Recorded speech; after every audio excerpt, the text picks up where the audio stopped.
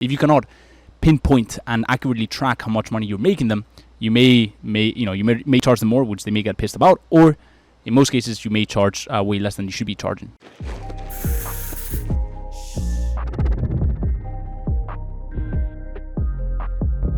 All right, we've got a 3-person podcast. We've got CTO brother, philanthropist Carlos in the house. We've got Tal, head supporting coach, School of Ecom, COO as well. Sexy man with the Hawaiian shirt. We're coming at you from Miami, and we're going to be talking a little bit about not a very sexy topic, but a crucial topic if you want to have success with an ecom agency, if you want to have a success with e-commerce and Facebook ads and essentially everything in general that is related to digital marketing nowadays. So we're going to talk a little bit about tracking, how to track your users, how to actually get accurate tracking with your ads, how to actually tell your clients, hey, I made you this much money, I'm responsible for this, so you can keep them around for longer, you can make more money for them, and you can make more money for yourself. So yeah, you're gonna want to stick around, especially during the quote-unquote more boring technical stuff, because quite frankly, if you can't, then it already tells me quite a lot about you, and you're probably not gonna have success with your agency anyway. So might as well not watch this video. But without further ado, let's get right into it. So let's talk a little bit about tracking. Yeah. Let's talk about conversion APIs, right? So what is the difference between pixel tracking and what we're moving into, which is really conversion APIs, which is essentially the future of tracking? Yes. So basically, the pixel fires on your browser, right? And there's quite a few issues with that. Should look there now. And the main issue is that there's all these browsers like Safari on iOS and on the Mac that are preventing third-party scripts. Like if a script is from Facebook and it runs on your website.com, that will be prevented from running. And so that means that the pixel won't fire. And so what the Conversions API are doing now is, instead of actually firing in your browser, they're firing from your server. And so that allows basically your website.com to talk to their own server. That's completely allowed by iOS and Safari.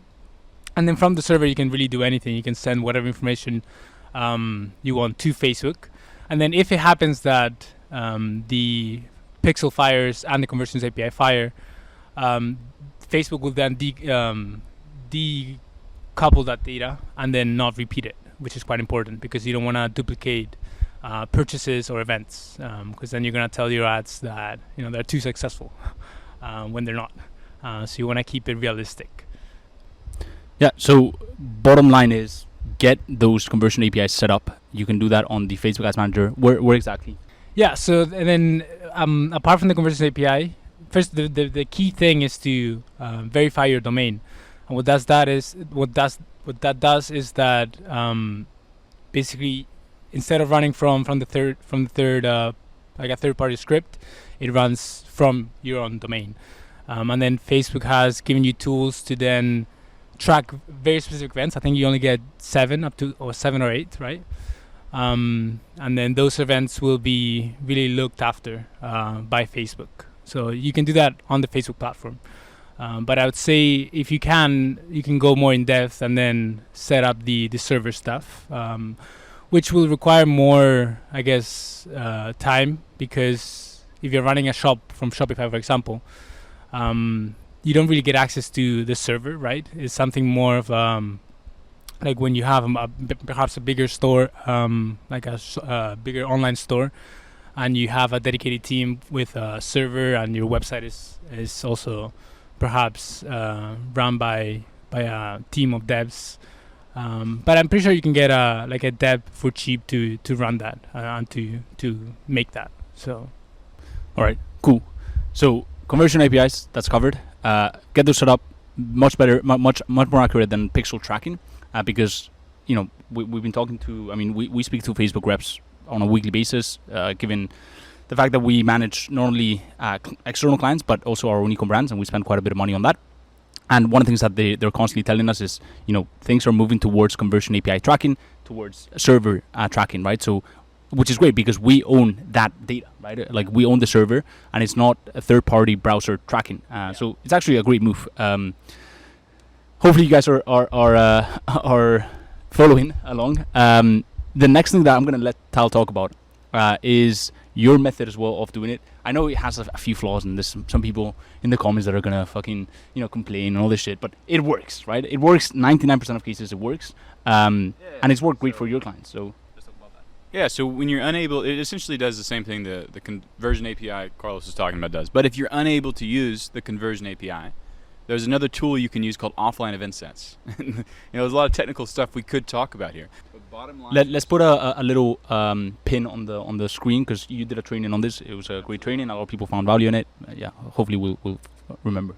Absolutely, for sure. So at bottom line, like, it lets you see more of where your ad spend's going, more purchases, right? Better for your clients. So you take your Shopify order list, you upload it to Facebook, and then the Facebook wizards behind the scene do all the matching. They match up the customer names with Facebook profiles, and if it finds a match, it just says, okay, that was a purchase with whatever you uploaded.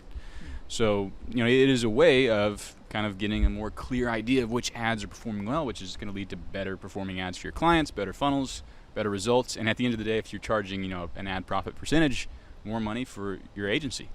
Which is one of the reasons why it's incredibly important to discuss this. And sure, it may not get a lot of views because it's not flashy, it's not sexy, but the most of the money that we make, most of the money that our students make is actually from the ad profit deals, right? So my students are making a lot of money on the money that you make our clients, that they make their clients, right? And so if you cannot pinpoint and accurately track how much money you're making them, you may charge them more, which they may get pissed about, or in most cases, you may charge way less than you should be charging, right? So that is that. And then I'm going to hop on here and I'm going to talk about a third method it's not as technical, but in my opinion, it's a very, very simple way of doing it, which is it's all about picking a specific. So you come in right into a client's ecosystem and you go, okay, your offer sucks, right? Like you've got a bunch of products that you're driving traffic to, but let's go ahead and let's put together a cold winning irresistible offer, right? So that may be a little bundle, right? So let's just say you come into a cosmetic brand and they're selling a serum and they're selling some like anti-aging cream, right? So you go, okay, let's bundle these products together, right? And let's go ahead and let's make our cold offer, because it's the best thing to do is really just drive all traffic to one single offer, especially for cold traffic. Let's go ahead, bundle those products together. Let's make a new what's called SKU, right? And let's go ahead and drive all the traffic to that product. And so yes, it may not be, and so what you do is you go ahead and all the sales that come through for that specific product, that you're bringing, because maybe that product is not featured on their homepage, right? You may have a specific landing page just specifically for the ads that you're running. So it's not the most accurate method, because they could, a cold prospect that you've brought into the website from an ad that you're running could go on that website and could decide to just buy the serum on its own.